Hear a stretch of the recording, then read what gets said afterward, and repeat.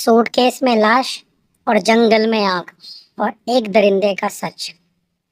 एक बाइक के पीछे रखा हुआ था एक सूटकेस और बाहर से बिल्कुल सामान्य, लेकिन अंदर छिपा था एक खौफनाक राज। उस सूटकेस में एक 16 साल की लड़की की लाश थी और सबसे डरावनी बात ये थी कि ये काम किसी अनजान अपराधी ने नहीं, बल्कि उसी शख्स ने किया था जो उस लड़की के घर में रह रहा था। ये कहानी शुरू होती है नवा शहर के एक साधारण से घर से, जहाँ एक माँ उषा अपनी बेटी राधिका के साथ रहती थी और उनके साथ रहने लगा था एक शख्स, वो था गुरविंदर। शुरुआत में सब कुछ तो सामान्य चल रहा था, लेकिन धीरे धीरे गुरविंदर का व्यवहार जो है वो बदलने लगा। वो राधिका को रोकने टोकने लग गया था। उसके दोस्तों पर वो नज़र रखने लग गया था और खासकर उसके बॉयफ्रेंड को लेकर उसे बार बार वो जो है टोकता रहता था। अब इस बात को लेकर घर में कई बार बहस हुई। राधिका को यह रिश्ता जो है वो बिल्कुल भी पसंद नहीं था और वो साफ साफ गुरविंदर को घर छोड़ने के लिए कहती रहती थी। लेकिन गुरविंदर के मन में कुछ और ही चल रहा था। 29 मई की सुबह गुरविंदर ने एक प्लान बनाया। उसने उषा को किसी काम से जो है वो उसे बस स्टैंड छोड़ दिया, ताकि घर में सिर्फ राधिका अकेली रह जाए। जैसे ही उसको मौका मिला, वो वापस घर आया और फिर उसने वो किया जो कोई सोच भी नहीं सकता।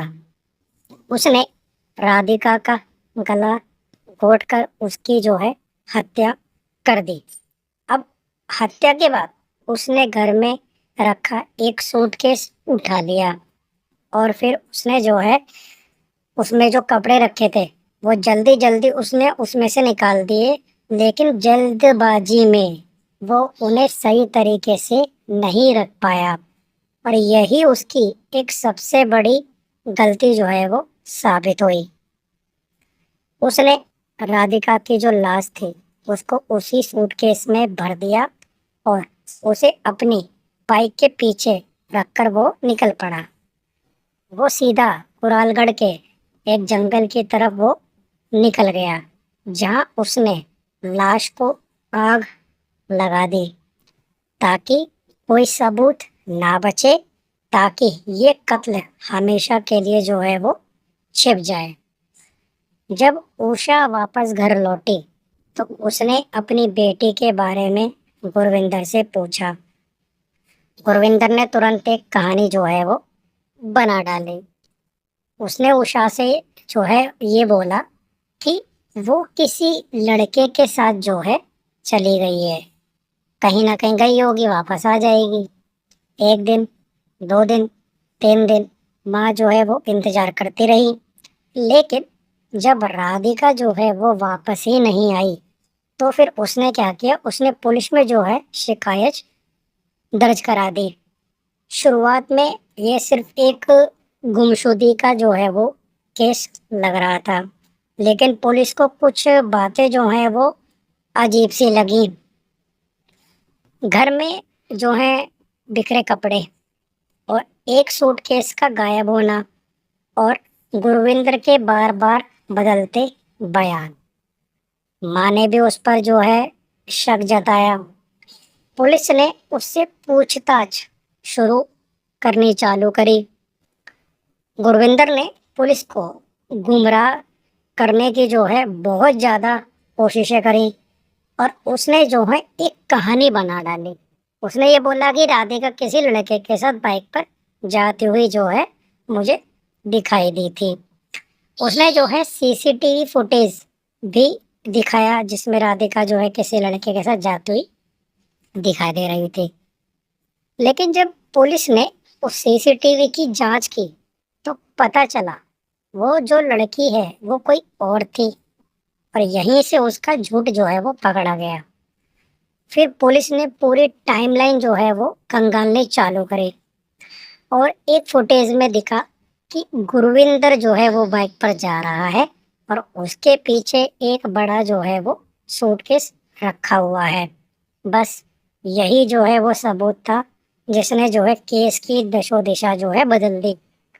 जब पुलिस ने सख्ती से कार्रवाई करी तो आखिरकार गुरविंदर जो है टूट गया और उसने अपना जो जुर्म है वो कबूल कर लिया पुलिस के सामने।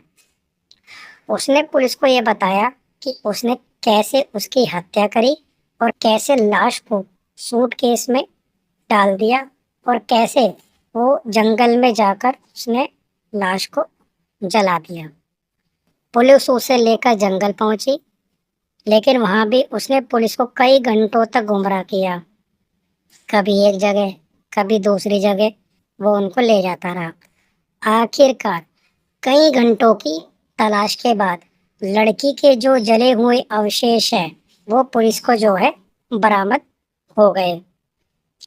फिर जो है डीएनए टेस्ट कराया गया और पुष्टि जो है वो हो गई कि वो राधिका ही थी।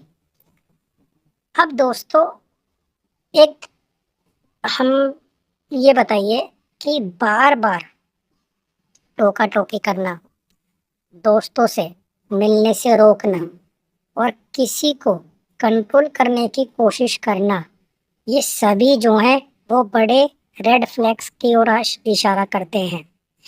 जब किसी रिश्ते में सम्मान खत्म हो जाता है और उसकी जगह डर, शक और कंट्रोल लेने की इच्छा जो आ जाती है, वो वही रिश्ता जो है एक खतरनाक मोड़ पर पहुंच जाता है। इस केस में भी डर था, डर कि कहीं उसे बाहर ना कर दिया जाए और इसी डर ने जो है उसे हत्यारा बना दिया। पुलिस के लिए यह एक ब्लाइंड मर्डर केस था क्योंकि उनके पास कोई सीधा सबूत तो था नहीं, लेकिन जो छोटी छोटी गलतियां थी जैसे बिखरे हुए कपड़े और सीसीटीवी फुटेज और टाइमलाइन ने जो है पूरे केस को ही सुलझा दिया। अब हम इस चीज से क्या सीख सकते हैं? अगर कोई व्यक्ति जरूरत से ज्यादा कंट्रोल करने लगे तो उसे नजरअंदाज ना करें। किसी भी नए व्यक्ति को अपने घर और परिवार के करीब लाने से पहले उसकी पूरी जानकारी लेना बहुत ही आवश्यक है। और एक सबसे ज़रूरी, परिवार में खुलकर बातचीत होना भी बहुत ज़्यादा ज़रूरी है दोस्तों।